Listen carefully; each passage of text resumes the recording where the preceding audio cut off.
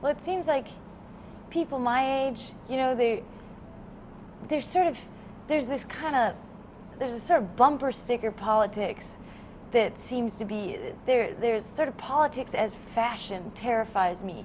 And it seems like a lot of my tribe, you know, people my age, they don't, when you really start talking about things, or you're really serious about trying to get a few steps further and really think through an issue or something that's going on, then there's this kind of perception that it becomes dogmatic and boring, and that politics is no fun anymore when it's beyond a fashion. It's almost uncool to really dwell.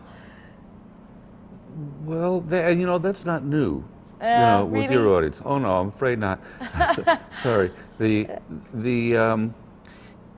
Back in the 60s, and even before that, but back in the 1960s, at the time of great civil foment, the civil rights movement in the South and all over the country, and then the anti-war movement that came in '65 right on top of that.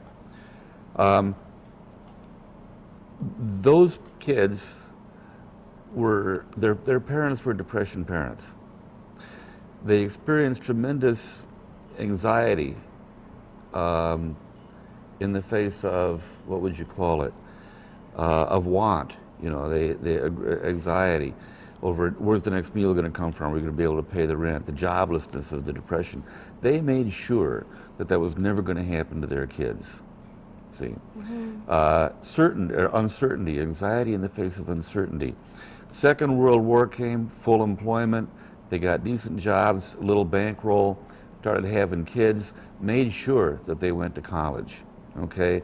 And that they had a strong major where they wouldn't turn out like their old man who worked at the plant, were going to be a doctor, a lawyer, something like that. You were tracked, and the kids felt they were tracked. That in your discipline, if you read the right report, you'd know how much you'd be making when you were 40. Statistically, how many kids you're probably going to have. So instead of anxiety in the face of uncertainty, they experienced frustration in the face of certainty. See? Tremendous frustration.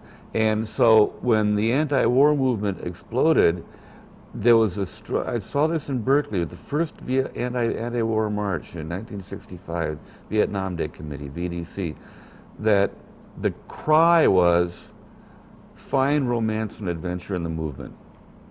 Okay? And as shallow as that, So it's not, you're not talking about something you knew. Those of us who were in it for the long haul and had been, as organizers, had to deal with that every day. Yeah. That we were going to have people that weren't going to come in and stuff envelopes, that weren't going to come in, you know, at midnight and handle the phones, but we're going to show up on the picket line, that we're going to show up at the mass demonstrations. Right. See, but then we're going to be gone.